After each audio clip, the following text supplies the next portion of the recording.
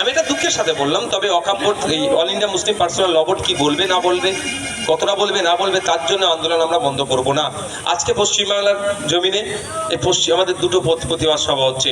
একদিকে পীরজাদা আব্বাস সিদ্দিকী আইএসএফের প্রতিষ্ঠাতা, তিনি করছেন অশোকনগরে এই ওয়াকফ সংশোধনী আইন, কাশ্মীরের পহেলগাঁওয়ের বর্বরোচিত সন্ত্রাসবাদীর হামলার বিরুদ্ধে প্রতিবাদ সভা, আর আমরা হাড়োয়াতে আজকে করছি।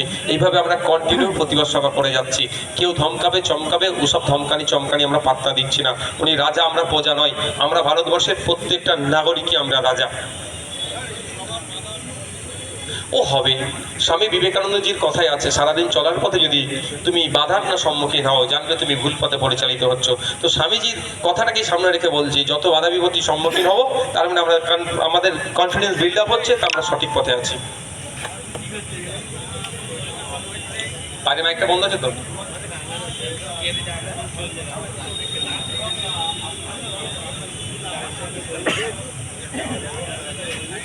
দেখুন, আমি একটা কথা বলি, উনি আমার চাচা যান, যদি কথা বলে থাকি আমি সেটাও প্রত্যাহার করছি, কারণ আমার চাচা যান সম্পর্কে আমার কোনো বক্তব্য নেই। আমরা 2021 সালের পরেই যখন আমরা একটা সিটে নির্বাচিত হয়েছি, বাকি সিটগুলোতে আমরা কন্টেস্ট করেছিলাম। যেভাবে আমাদেরকে মিসট্রিট করেছিল মানে মিডিয়ার একটা অংশের মাধ্যমে তৃণমূল কংগ্রেস আর বিজেপি, আমার বড় ভাইজান একটা কথা আমাকে বলেছিল যে তুই টিকে থাক, পেছনে আর তাকাতে হবে না। আর আজকে আমাদের একদিকে বিশ্বজিৎ আছে, একদিকে তাপস দা আছে, একদিকে শামসুর স্যার আছে, একদিকে আমাদের কুতুব ভাইরা আছে। আমরা সারা রাজ্যে এই ধরনের পারসেপশন তৈরি করতে সক্ষম হয়েছি, মাঠে ময়দানে লড়াই করেছি। দলিত, আদিবাসী, মুসলমানের কথা বিধানসভার মধ্যে, বিধানসভার বাইরে, চা বাগান থেকে শুরু করে জমি ভাঙন এবং ক্ষুদ্র শিল্প থেকে শুরু করে দর্জি শ্রমিক, জরি শ্রমিক, সবার কথাই আমরা বিধানসভার মধ্যে, বিধানসভার বাইরে চর্চা করছি। ফলে সেই শ্রেণীর মানুষ নিশ্চিতভাবে বুঝতে পারছে যে তাদের হয়ে অ্যাকচুয়াল সত্যিকারের লড়াইটা কে করছে। 2026 সালে এই বিজেপি তৃণমূলের বাইনারি আর চলবে না। শুধু সংখ্যালঘু নয়, পশ্চিমবাংলার সংখ্যাগুরু সমাজের মানুষও আইএসএফ এর সাথ দিয়েছে। 2026 সালে ব্যাপক রেজাল্ট আইএসএফ করবে।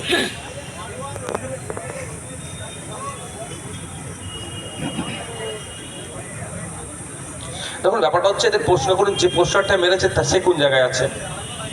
ওদের দলের তো লক্ষ্য, খোঁজ নিন সে কতটা সাধু। তৃণমূলের টপ টু বটম পর্যন্ত বুকে হাত দিয়ে বলতে পারবে যে উনি দুর্নীতি করেনি। এদের দুজনের কথা ছেড়ে দিলাম, ওদের টপ টু বটম পর্যন্ত মানে চোর মাচায় সোর। বলে সর্ষে দিয়ে ভূত ভাগাতে হবে, আর প্রচলিত কথা, আর সর্ষের মধ্যে যদি ভূত ঢুকে তাকে ভাগাবে কি করে?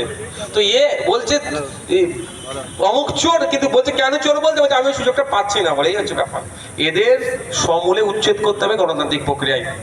না বিধায়ক, না মন্ত্রী, না যে পোস্টার লাগে, যে সব কটা কি আইন গণতান্ত্রিক প্রক্রিয়ায় ভোটের মাধ্যমে আমাদেরকে ব্যাটিং করে বাংলা থেকে বিতাড়িত করতে হবে। মহাস্থানে কয়েকদিন আগেই তো আমাদের রাজ্য কমিটি ভিজিট করেছে। ওখানে যে ঘটনা ঘটেছে দুর্ভাগ্যজনক, নিন্দাজনক। ওখানে প্রশাসন সম্পূর্ণরূপে ব্যর্থ হয়েছে। মূল যে হোতা, যার জন্য এই ধরনের ঘটনা ঘটলো, সে তৃণমূলের ঘনিষ্ঠ লোক।